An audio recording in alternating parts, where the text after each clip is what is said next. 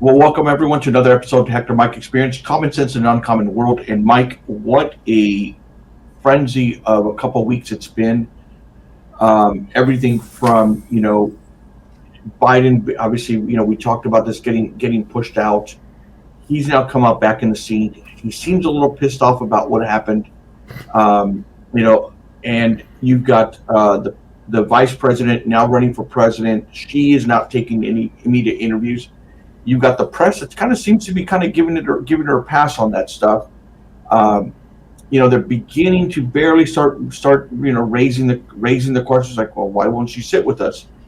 But nothing to the amount of the beatdown that they're giving over Trump and to JD Vance. I mean, I've got a couple friends like, no, there's no media bias. There's everything's kind of played even, and there's just been this last couple of weeks have just been, I mean, just absolutely just a downpour of we know who their preferential candidates are, and they'll do everything they can to kind of skirt that little line to try to get it there. And I mean, one of the examples, because we get questioned on it, is just look at what they did with the Harris campaign. It was yesterday, the day before, with Axios found, they uncovered and they published, rightfully so, that the Biden Harris campaign had changed the headlines to a lot of these stories.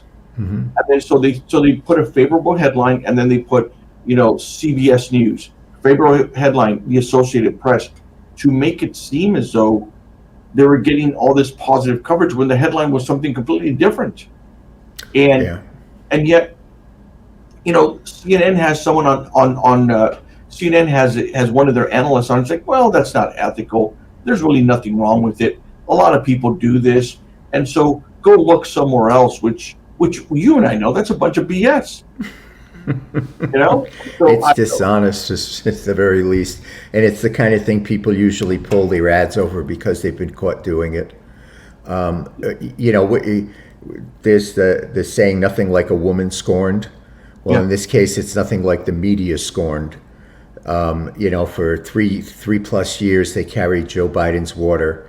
And then when they saw him on June 27th at the debate and saw how bad he was and what in actual poor condition, both physically and mentally he's in, they suddenly felt like they had been duped. And, they took it out with a vengeance on Joe Biden over the course of a few days. Set it up so that Kamala could come in, and now they're back onto the honeymoon phase of protecting her. When the irony is, you go look at the coverage they did of her 2 days before June 27th, and now look at the coverage they do of her now.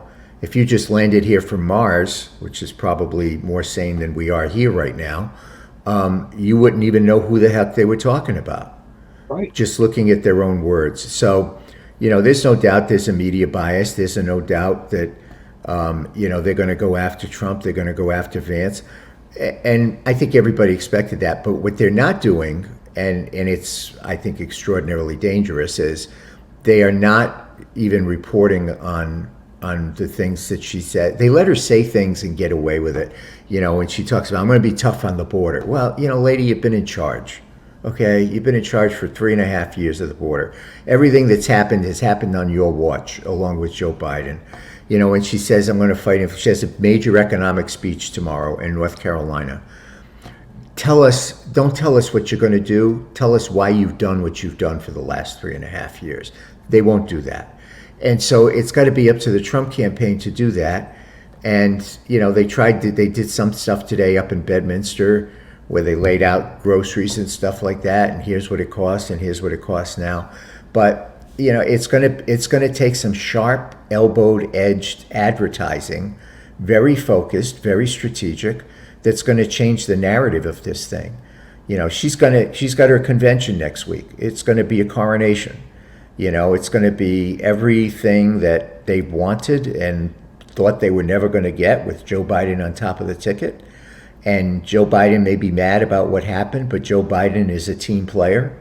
And so, he'll play along with the team next week at the Democrat convention, and she'll get a bump from that too. So it's been, when you think about June 27th, and then a few days later, President Trump gets shot, And it's like, okay, what's going to happen next? Well, they pushed his own party, pushed the president, and his own leaders pushed the president out the door, and very unceremoniously.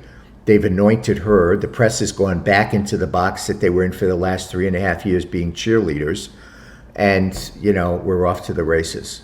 So it's going to be an interesting 90 days, 80 days, whatever it is. Well, and it's a lot of it just when you look at even her vice presidential pick, the questions that are on his military record, for example, and no one is questioning the time he served. No one is questioning, the fact that he served this country. What they are questioning is his own words, where he embellished pretty heavily as to whether or not he served in combat, whether or not he did the things that he said that they are now uncovering tapes, and all the campaign says like, look, he misspoke. He misspoke. He had this one incident where he misspoke, and so, but yet there's all this unveiling of video saying, well, he misspoke here, he misspoke there, he misspoke there, he misspoke here, and then he misspoke over here and over here. But it was like, no. There's nothing to see here. And that's the thing is, if you were to flip the thing on the other side, and the reason I get frustrated with some of this stuff is we get the same thing like when we're dealing with activists and we're dealing with the press. And I had a situation, I think we mentioned it one time, where I had someone who was in the ag community that we went down to the Los Angeles Times to sit down with a reporter, and we were talking about water, and we were talking about agriculture in California. And one of the things that's important to realize is we have this unique weather, we have unique soil here in California, and that's why for a lot of commodities, we produce like 90+% of those commodities. And so as we're having this discussion, and we're having it with their environmental and water reporter, the response that comes out is, well, just grow it somewhere else. And the farmer who I took, she was like, if we could grow it somewhere else, don't you think we'd do it? We'd grow it somewhere else that wasn't California. And she says, no, just put it somewhere else, and you guys, I'm sure, could figure it out. And so, once again, farmer, she's like, how are we going to figure out the soil or the weather patterns? And she's like, I don't know, just you guys will figure something out. I mean, you guys, you don't have to grow it here because it uses too much water. And so the farmer's like, why don't we build storage? Why don't we collect the water that we have? Why don't we not have it all flushed out into the ocean? Why don't we do things that are going to give us the ability to continue to employ, continue to farm here? No, it's just, some of these crops just too much water, and just grow it somewhere else. But that was her thing. That was that mentality, and that mentality carried on. And so no matter what she decided to write about, it was the evil farmer, the evil food producer, because they used up too much water. And even when we talked about, it's like a watermelon or a strawberry or any other product, it's like, you're eating it. It's growing a tree. It's growing a plant. It is capturing carbon. It is doing a variety of different things.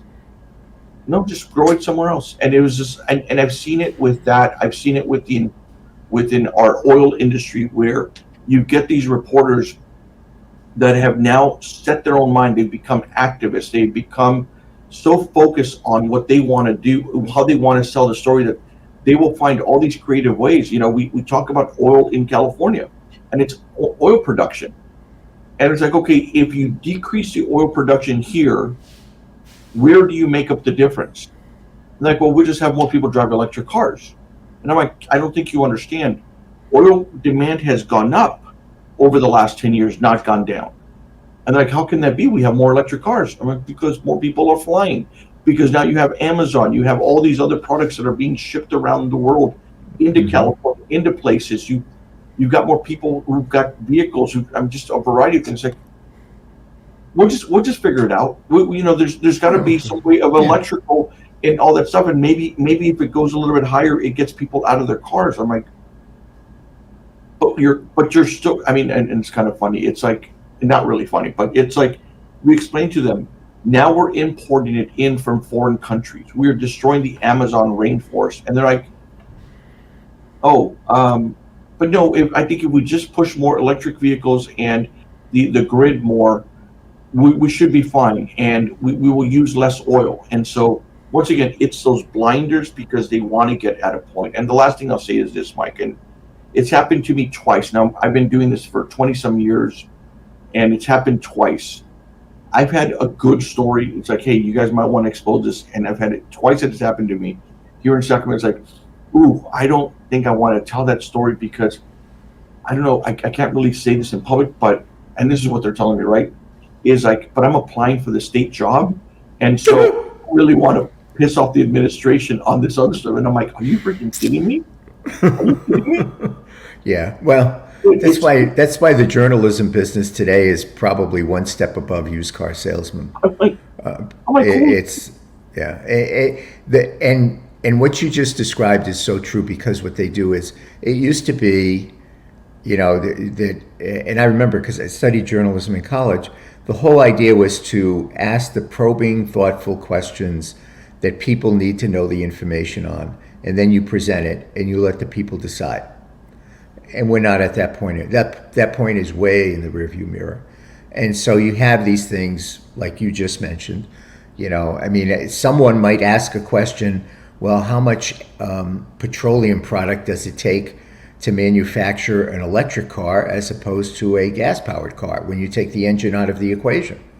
The tires are heavier, the machinery is heavier, all of that kind of stuff. So guess what? Maybe you're not spending as much in fuel and in the gas tank, but you're spending it in the manufacturing process. They don't ask questions like that. It's way above them. And in something like this, you know, they are so deathly afraid of Donald Trump becoming president again that it's almost this happy meal. It's the Harris Waltz Happy Meal that's going around the country. And, you know, you get a free toy with every Happy Meal and what have you. And you know, I want to go back to what you said too about Waltz. There is a video out that everyone should see because I always thought, you know, as a Californian, Gavin Newsom was the worst governor there was in terms of dealing with the pandemic, the most restrictive. I mean, you know, that's what I mean when I say the most restrictive in terms of things. There's the video of the Minnesota National Guard driving through the streets of Minneapolis when people were standing outside shooting paintball bullets at people standing outside their residence, telling them to get back in their house. Now, that was during the pandemic, to tell them to stay at home. That's the kind of stuff you see in Germany back in the 1940s. That's the kind of stuff you see in communist countries. But when it came time to call that same National Guard out, when people were burning Minneapolis to the ground, somehow Tim Walz never made the phone call. And so those are the kinds of things that the Trump campaign has to focus on. And they're not going to, and this is how I look at it, and this is my, and I said the same thing when they said they stole the election in 2020, which they may have. I'm from the Buddy Cianci School in Providence, Rhode Island, okay? If you know they're going to screw you and you let them screw you, it's your fault. So you know the press is going to screw them. You know they're not going to tell a fair story. You knew that before Kamala even came on the scene. You knew that there was a really good chance that Kamala was going to step in or Biden was going to step out. Nobody to blame. You know you're dealing with a stacked deck. Right. That's never going to change. You know, even if you win a second time, it's not going to change. So you got to figure a way to deal with that and get around it. And it's going to take some sharp elbows, some commercials, which we haven't quite honestly seen yet. It has to take sharp messaging that's very focused, that you know, points out what has happened over the last 3 years. But more than that, you know, she's not new to this game. She may be new to the national scene, right, but she's not new to the game. She's got a track record as a senator, but she also has, and I'm trying to get this across to people, she also has a track record as an attorney general, and she has a track record as a district attorney. All of those things are fair game in this equation. Right. Not how she laughs, not how she looks, not how all that other stuff. All of that stuff is fair game, and it needs to be taken, packaged, and shot, in the right way, in the right commercials, at the right targets. That's what's going to take. It's a campaign. That's what it's going to take to win this thing. Forget the media. You're never going to get them. You're never going to get them. I mean, probably the thing that Trump does, where he kind of makes fun of the media. Let him keep making fun of the media, because you're not going to get them. They don't want him to be president. And, they were perfectly fine, as was Kamala, as was Obama, as was Schumer, as was the Speaker of the House. They were perfectly fine having a man up there to be president of the United States for the next 4 years that they all knew did not have the capability to be able to do that job. Perfectly fine with it. When it suddenly became apparent, it was like, okay, we've got to take him out, which I think is kind of ironic, because someone tried to take out Trump with a bullet. It didn't work, so now they're taking him out with a political shot. And so they do that. So these people all knew that. The media all knew that. They weren't duped. They were there every day. They saw him wandering around the White House. They saw him wandering around the lawn. They just turned a blind eye to it. But when they were exposed, that's when they got pissed off. And so now it's like back to the honeymoon. Forget the media. There is anybody that thinks you're going to get fair shake from the media, you're living in a different world. It doesn't exist anymore. And so you've got to make your case directly to people. And you've got to do it with, the right targeting, the right messaging, and some really sharp elbows that are focused on things people care about. If not, bad news. Yeah, it's just gonna continue. It's gonna be a cascade. I know that here in California, I even see some some Harris ads here, which is crazy. I saw them during the Olympics, and Amy kept on, why don't we see any Trump ads? Why are we seeing Trump ads? Like, we should be seeing any Trump ads, because this is not a battleground state. Well, those were national ads, because I saw them in Alabama. Yeah. I mean, and Kamala doesn't have a chance in Alabama. I mean, so, but what it has done is, because of everything else that's going on, it's creating different paths for her to be able to get to 270. And so, now that's why tomorrow she's doing a major speech in North Carolina. North Carolina, at the end of June, was not on the map for the Democrats. So now they're spending some time with it, because her candidacy galvanizes the black community. There's a large black community in North Carolina. Florida, they keep saying, I don't believe this part. Florida, they say, could be in play. I don't know that I believe that. But, so they're looking at strategically all these other things as they ride this high. And someone's got to bust the bubble. Now, it can be done. I mean, I remember in dating myself, 1988, being at the Republican National Convention in New Orleans, when George H.W. Bush got the nomination, picked Dan Quayle, and amidst a flurry of hurricanes and pina coladas, I remember all of that. George H.W. Bush went into that 17 points behind Michael Dukakis. He was able to turn it around. And I say, having been there, thanks to a very smart guy by the name of Lee Atwater, he was able to turn around and win, kind of easily. So nothing is set in stone in August. I mean, if we've learned anything over the last month, the month of July, I mean, and this early part of August, things change significantly and change rapidly. So nothing is set in stone. So nobody should be like ordering invitations to the inaugural ball or, whatever. But when you sit down and figure out, when you do a campaign, there are strategic assumptions you have to make.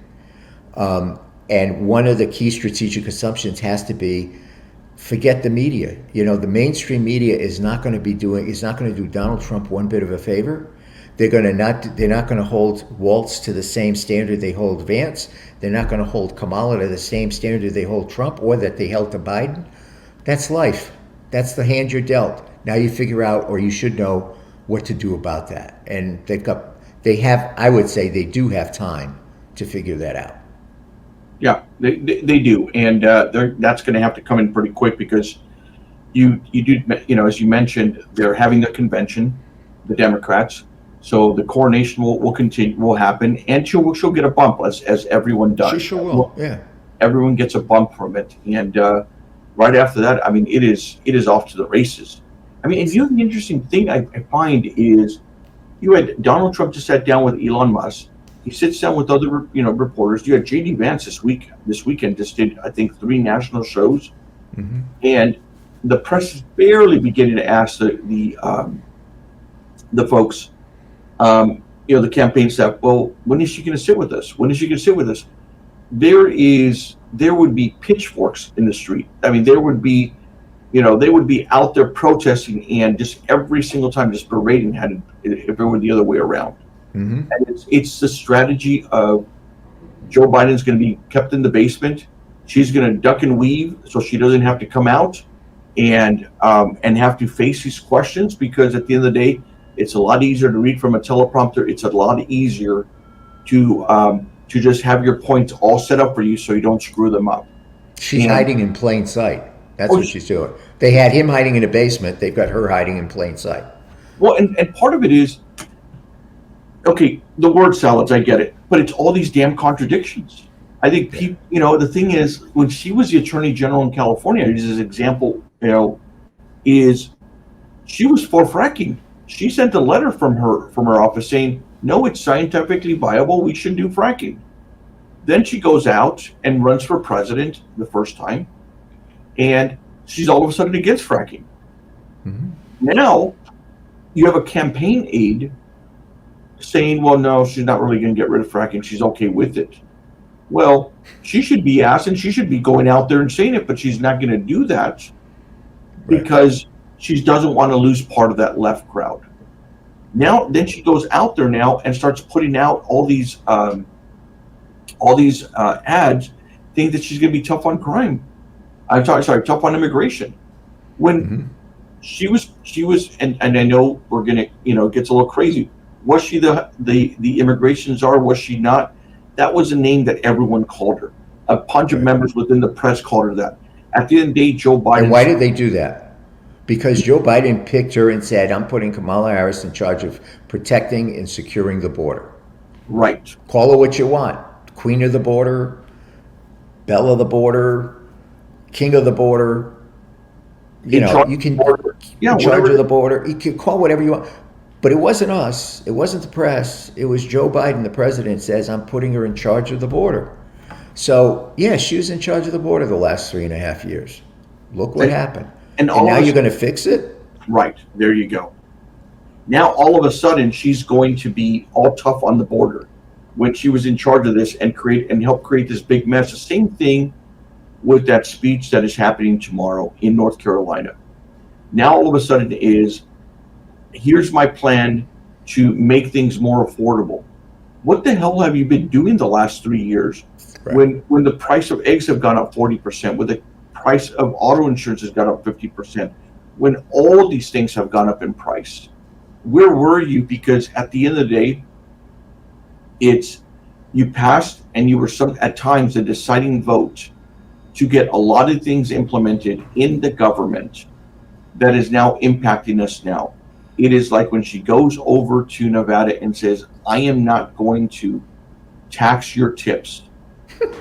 She takes the plan that Donald Trump had put out there and says, I'm not going to tax your tips. And yet, if you look at what she did legislatively and was a deciding vote, she's the one who decided to bring all these extra IRS agents on board so they can go after people. So they can go after people who get paid with tips. Right. And I say something, but I did something different. Right. You know? They And got to get her running against her own record.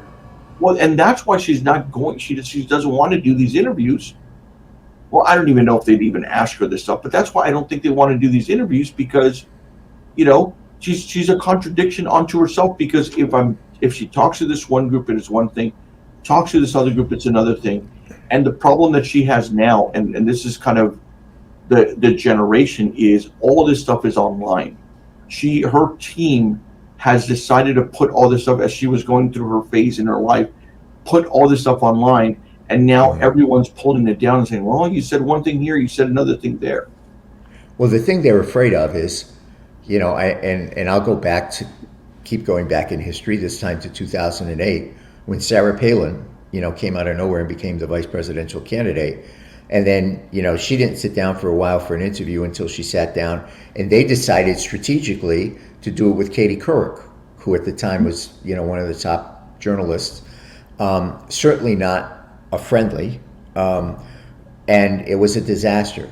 And so I think the Kamala people are worried about the fact that even though they would most certainly pick a friendly, and they would prep this person and do everything else, you look at like the Lester Holt interview that she did with Lester Holt, where she said, well, I've never been to the border, but I've never been to Europe. And it's like everybody was friendly. That was supposed to be a friendly interview. Right, too. exactly. That was a friendly interview. It's like, nice liberal reporter and her, and this is going to be an easy peasy thing, and she screws it up. So they're worried about that. And so that's why they protect her and keep her in the bubble. And, the point is, what you just said is so true. She's trying to portray herself as someone new onto the scene, and she's getting away with it. When in fact, she has a record as vice president, she has a record as an attorney general, she has a record as a senator, she has a record as a district attorney in a major city.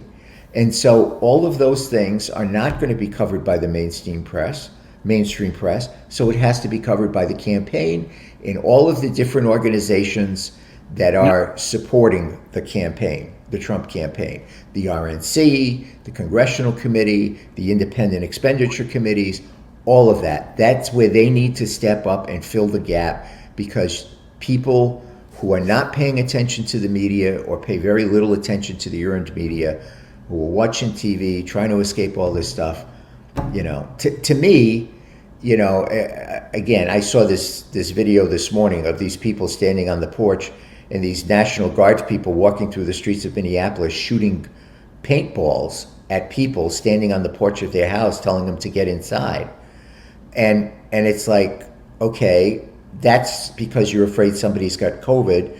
But when somebody was walking down that street from BLM and burning people's houses and businesses, they were nowhere to be found. That all happened under Tim Walz's administration. That's the kind of stuff that you should be very, very scared of. Well, and I think it's important to let everyone know that the National Guard is controlled by the governor, and Right. so not under just Tim Walz, but under the direction of Tim Walz, because Right. they are called up and served to act, just similar like in Los Angeles when we had the LA riots. Mm-hmm. It wasn't until they were called out to act to kind of bring back order into the streets, and so if they're shooting paintballs and stuff, it's under the direction of the governor for that particular state. Yeah, I mean, and people should. I mean, is that what you want? That there's something going on, and I mean, it's like something out of the movies. I mean, it really is. It's like one of these things out of the movies where the government comes through the streets and keeps people captured, and literally keeps people captured in their house. But when 5 months later, people are rioting in the streets and burning stuff down, and COVID is running as rampant as possible, nobody's saying anything. Nobody's stopping anything. That tells you what this person is about. The other thing I say about Tim Walz is, I think one of the biggest problems people have today is the roof over their head. Okay, that's one of the biggest challenges people have today, is the roof over their head, whether you're renting or owning a home or wanting to own a home. So it would be nice if the people who represent you know what home ownership is like. Tim Walz doesn't own a house. He doesn't? No, No. he doesn't own a house. He doesn't have a mortgage. I mean, it's like, these are the kinds of things that people need to know and learn. They're relevant to the job. How he looks and all that other stuff, how she laughs and all that other stuff. Talk about the things that people care about and what they relate to. How can someone talk to you about your challenge to either buy a house own a house or keep the roof over your head of a house you're renting in California where it's $3,000 a month for a cubbyhole when they don't own one themselves. So, those are the kinds of things that have to come out, not all this other stuff. That's what needs to come out. What these people have done, what they have said, what they have voted for, what their actions have been, and hold their feet to the fire. The press isn't going to do it. The campaign, the committees, the independent expenditures, that's going to have to be their job. Is it great? No. Is it the way it's supposed to be? No. Is it the way of life? Yes. So you can sit and wring your hands, or you can do something about it. Yeah, That's the way I was brought up anyway in politics. You don't be a victim. Mike, since you've got a kind of a good pulse in this, I'm going to bring up something kind of interesting, and then I'd love to get your perspective on a kind of national level. So in California, there's been some polling done, and Politico had this story out yesterday, and their story is basically that in the Central Valley, you got Donald Trump that is winning in the Central Valley over Harris. Mm-hmm. And so there are congressional members, or there are people, and mind you, not just in the Central Valley, but in other places, that have decided not to endorse her, mm-hmm. not to indicate their support of her. Do you think that that is going to? How do you look at the congressional landscape and the senatorial landscape? Is it with her popularity, or is it is her popularity going to help them out, or it's just her and everyone else will be pissed off at the congressional members and everyone else? Is there a separation there? I think in general, her candidacy has lifted several of the Senate candidates. Gallegos in Arizona, in the open seat there. I think it's lifted Bob Casey in Pennsylvania in the Senate seat there.